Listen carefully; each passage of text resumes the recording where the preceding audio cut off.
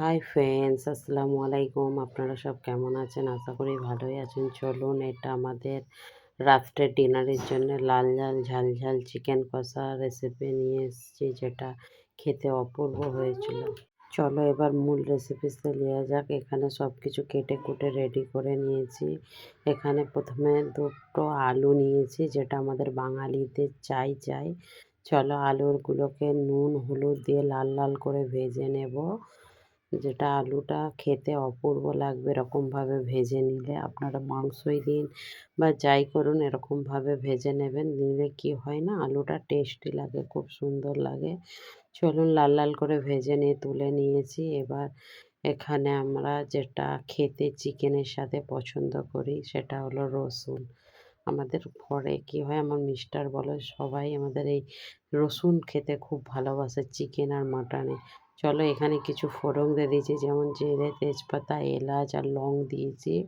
দিয়ে এখানে দুটো বড় পেঁয়াজ দিয়েছি। পেঁয়াজটাকে ভাজার পর এখানে আদা রসুন আর ধনে পাতার ডান্ডি আর কাঁচা লঙ্কা পেস্ট করে নিয়েছিলাম, ওই পেস্টটা দিয়ে দিলাম। দিয়ে একটু নাড়াচাড়া করার পর এখানে একটা আর আধখানা দেড়খানা টমেটো দিয়েছি।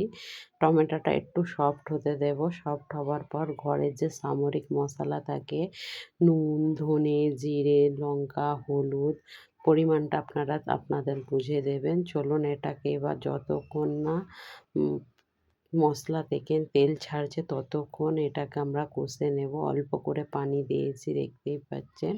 পানিটা দিয়ে ভালো তারে মশলাটা কষে নেব। আর এদিকে আমি দেখতেই পাচ্ছেন কেমন মশলা থেকে তেল ছেড়ে দিয়েছে। এই প্রসেসরে আমি এখানে চিকেনটা অ্যাড করে দেব। চিকেন এখানে আমি নুন হলুদ আর সর্ষের তেল মাখিয়ে ম্যারিনেট করে রেখে দিয়েছিলাম। আপনারা চাইলেন এমনিও করতে পারেন, কোনো প্রবলেম নয়। কারণ আমার চিকেনটা নিয়ে আসা একটু লেট হচ্ছিল রান্না করতে, সেই জন্য আমি চাইলাম যে ম্যারিনেট করে রেখে দিই, তাহলে চিকেনটা আর কিছু হবে না, সেই জন্যে। চলো এরকম লাল লাল করে কষে নেব।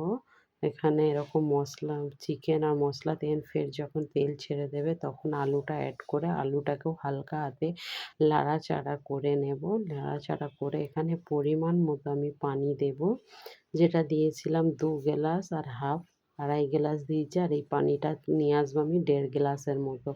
চলো এবার নুনটা চেখে নিলাম, নুনটা পারফেক্ট আছে। উপর দিয়ে অল্প করে ধনে পাতা অ্যাড করে দিলাম।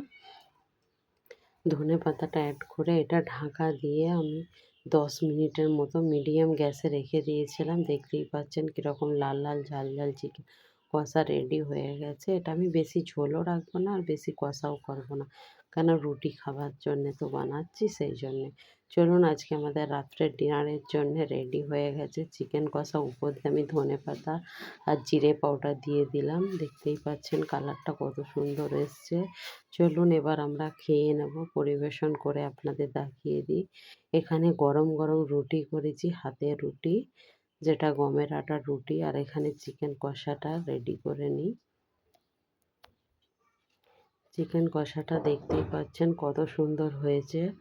আপনারা চাইলে একবার আমার এই রেসিপিটা ট্রাই করে দেখতে পারেন। এটা যেমন সুন্দর চিকেনটা রাখবে, তেমন রসুন আর আলুটা খেতে অপূর্ব লাগবে। আপনারা একবার হলেও বানিয়ে দেখবেন। আর আমার রেসিপি আপনাদের কেমন লাগে প্লিজ কমেন্ট করবেন। কমেন্ট শেয়ার সাবস্ক্রাইবার করবেন। ওকে।